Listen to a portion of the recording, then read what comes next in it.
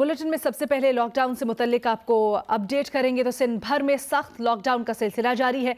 महकमा दाखिला के मुताबिक दोपहर 12 से 3:30 बजे तक नकलो हरकत पर पाबंदी होगी। किरियाना, डेयरी की दुकानों और दीगर दुकानों को इस्तिस्ना हासिल रखने वाली जो दुकानें हैं उनको 3.5 घंटे तक बंद रखा जाएगा। साथ ही साथ आपको बताएं कि लॉकडाउन के दौरान नमाज जुमा के महदूद इज्तिमात होंगे।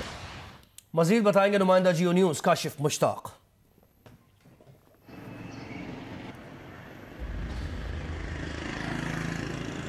जी, कराची में लॉकडाउन का सिलसिला जारी है। 12 बजे से लेकर 3:30 बजे तक लॉकडाउन पर सख्ती से अमल दरामद करवाने का जो सिलसिला है वो शुरू कर दिया गया है।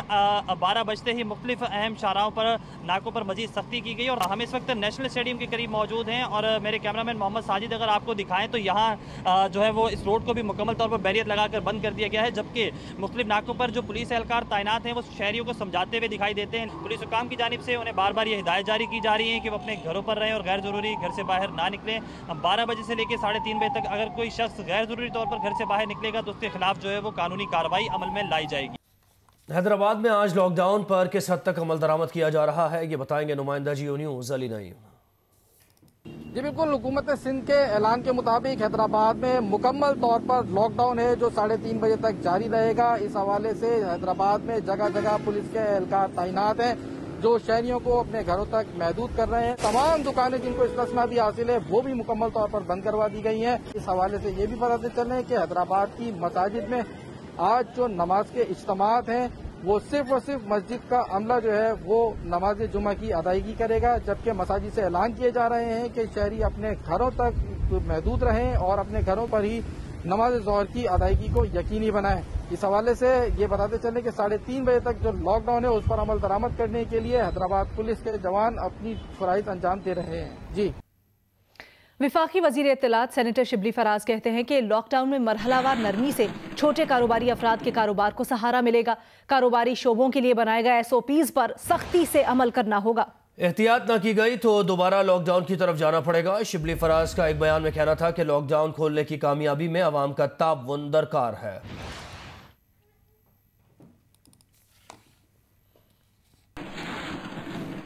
और वज़ीर आला सिंध के मुशीर मुर्तज़ा वहाब कहते हैं 9 मई तक जो कारोबार, इदारे और ऑफिस बंद थे वो बदस्तूर बंद रहेंगे सिवाय कंस्ट्रक्शन इंडस्ट्री के। प्रोग्राम आज शाहज़ेब खानज़ादा के साथ में गुफ्तगू में उन्होंने कहा कि शॉपिंग मॉल्स, तालीमी इदारे और रेस्टोरेंट्स भी बंद रखने का फैसला किया गया। उन्होंने मजीद क्या कहा, मुलाहिजा कीजिए। कराची में जैसे बड़े मॉल्स हैं वो नहीं खुलेंगे, जो बड़ी मार्केटें हैं वो नहीं खुलेंगी और छोटी छोटी दुकानें, अगर इलाके वाइज कुछ बता सकें आप ताकि लोगों को समझ में आए कि क्या खुलने जा रहा है क्या नहीं, क्योंकि ईद आ रही। पहली कैटेगरी है वो तमाम इंडस्ट्रीज और बिजनेसेस जो कि 9 मई तक बंद थे वो आज भी बंद रहेंगे सिवाय कंस्ट्रक्शन इंडस्ट्री के। शॉपिंग मॉल्स और प्लाजा बंद रहेंगे, तमाम एजुकेशनल इदारे बंद रहेंगे, ऑफिसेज जो कि 9 मई से पहले बंद थे वो अब भी बंद रहेंगे, restaurants, hotels, marriage hall, cinemas या कोई भी ऐसी जगह जहां पर लार्ज गैदरिंग हो सकती है लोगों की, public processions, gatherings, congregations, organise sports events या कॉन्सर्ट्स वगैरह जो होते हैं, इन तमाम चीज़ों को कैटेगोरिकली प्रोहिबिट किया गया है उस मुसव्वदे में जो कि फेडरल गवर्नमेंट की जानिब से सूबाई हुकूमतों को आया था और हमने इन प्रिंसिपल इस मुसव्वदे से इत्तफाक किया था। हमारा जो अब डिफरेंस ऑफ ओपिनियन है फेडरल गवर्नमेंट के साथ वो ट्रांसपोर्ट के हवाले से, ट्रेन के हवाले से, एयर ट्रैफिक के हवाले से। जहां तक इंडस्ट्रीज है, जहां तक दुकानें, मैंने आपको बता दिया कि फेडरल गवर्नमेंट ने खुद शॉपिंग मॉल्स को, शॉपिंग प्लाजास को, शॉपिंग सेंटर्स को काम करने की इजाजत नहीं दी है। सिंध के ताजिरों ने कल से कारोबार खोलने का ऐलान कर दिया। चेयरमैन सिंध ताजिर इत्तेहाद जमील पराशा का कहना है कि कारोबार खोलने के सिलसिले में आज आखिरी बार सिंध हुकूमत से मुलाकात करेंगे। ताजिर अब रुकने के लिए तैयार नहीं है। वो प्रोग्राम आज शाहज़ेब खानज़ादा में गुफ्तगू कर रहे थे, मुलाहिजा कीजिए। हमारे लोग इंशाल्लाह 15 रमज़ान से अपनी दुकानें खोल लेंगे। हम इनसे आखिरी मुलाकात कर लेते हैं अपनी, जिस तरह की हो। हमारे अब लोग रुकने के लिए तैयार नहीं हैं, लोग भूखे मर रहे हैं। भूख और प्यास से हम कैसे लोगों को कह सकते हैं कि आप है ना दुकानें बस अपनी बंद रखें। अब दुकानें बंद रखना मुमकिनात में से नहीं है। पाकिस्तान में कोरोना वबा में मजीद शिद्दत आ गई। मुल्क में एक ही दिन में 1764 मरीज सामने आ गए। पाकिस्तान में कोरोना मरीजों की मजमूई तादाद 25,837 हो गई है। पिछले 24 घंटों में मजीद 35 अफराद जाम बहक होने के बाद कोरोना से मरने वालों की तादाद 594 तक जा पहुंची है।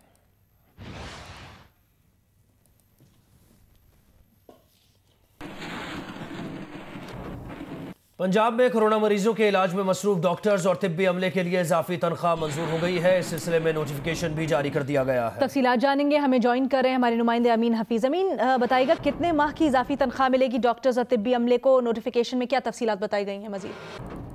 जी, महकमा खजाना पंजाब की जानिब से जो नोटिफिकेशन जारी किया गया है, इसमें कहा गया है कि 1 माह की अजाफी तनख्वाह मिलेगी उन डॉक्टर, नर्सेज, पैरामेडिकल स्टाफ और 1122 के लोगों को जो बराह रास्त कोरोना मरीजों के इलाज मुआलजा में मसरूफ हैं।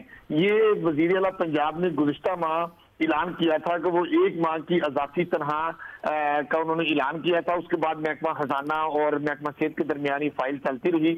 अब इसकी मंजूरी हो गई है और ये महकमा खजाना के सेक्रेटरी अब्दुल्ला सुंबल का ये कहना है कि इसी माह जो ईद से कबल तनख्वाह मिलनी है, रूटीन की जो सैलरी मिलनी है, ये 1 माह की अजाफी तनख्वाह इसी तनख्वाह के साथ ही मिलेगी और लोगों की जो डॉक्टर्स, हमारे पैरामेडिकल स्टाफ हैं। बहुत शुक्रिया अमीन हफीज तफसीलात के लिए।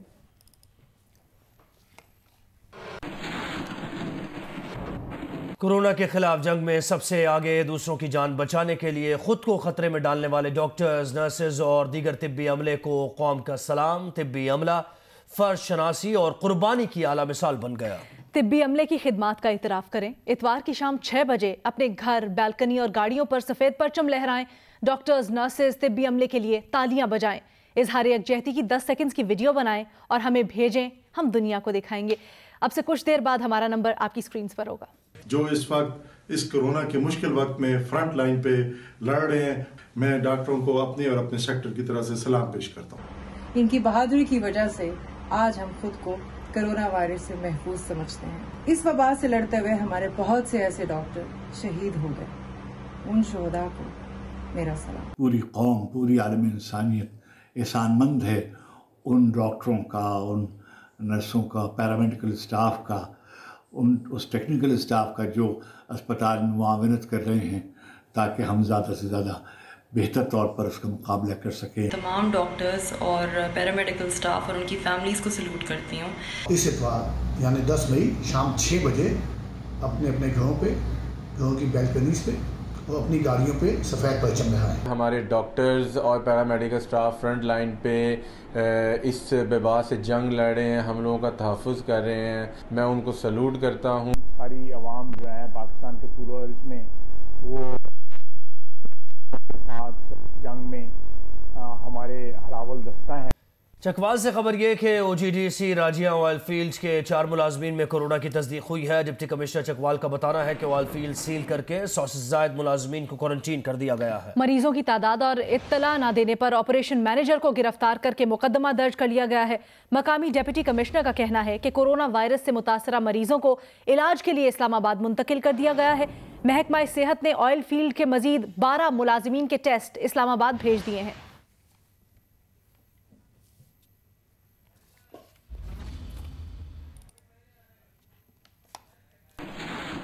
अमेरिका में कोरोना मरीजों की तादाद 12,92,000 से ज़ायद हो गई। अब तक 76,928 अमरीकी कोरोना के बायस जिंदगी की जंग हार चुके हैं। रियासत न्यूयॉर्क में मरीजों की तादाद 3,37,000 से ज़ायद हो चुकी। न्यू जर्सी में 1,35,000, मैसाचुसेट्स में 73,000, इलिनॉय में 70,000 और कैलिफोर्निया में 62,000 से ज़ायद मरीज सामने आ चुके हैं। अमेरिका अब तक 82,97,000 अफराद यानी अपनी 2.5% आबादी का कोरोना टेस्ट कर चुका है।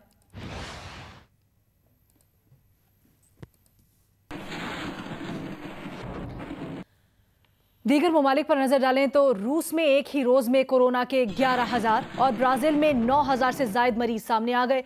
ब्राजील में एक ही दिन में 600 अमवात हुई। बरतानिया में हलाकतें 30,600 से ज्यादा हो गई हैं। इटली में भी मजमूई अमवात 30,000 के करीब पहुंच गई हैं। स्पेन में अब तक 26,000 अफराद लुक़मा अजल बन चुके हैं। भारत में कुल मरीजों की तादाद 56,000 से ज्यादा हो गई। कोरोना वायरस दुनिया भर में 2,70,000 से ज्यादा जिंदगियां ले गया। मरीजों की तादाद 39,13,000 से ज्यादा हो गई।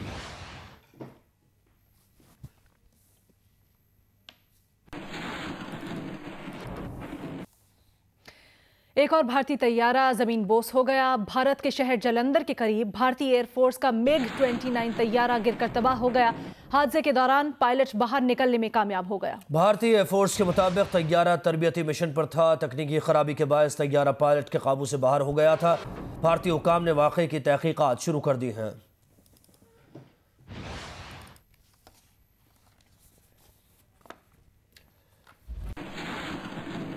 और खबर यह भी कि कोरोना वायरस और तेल की आलमी कीमतों में कमी ने खलीजी ममालिक को बड़े मुआशी बहरान में धकेल दिया। मुलाजमतों से महरूमी और मुस्तकबिल गैर यकीनी होने की वजह से लाखों गैर मुल्की मुलाजमीन ने वतन वापसी की तैयारी शुरू कर दी। मुत्तहिदा अरब अमारात में 60,000 पाकिस्तानी मुलाजमीन ने वतन वापसी के लिए रजिस्टर करवा लिया। माहिरीन का कहना है कि आइंदा चंद हफ्तों में भारत, बांग्लादेश, मिस्र और अफ्रीकी ममालिक से ताल्लुक रखने वाले लाखों मुलाजमीन अपने मुल्कों को लौट जाएंगे।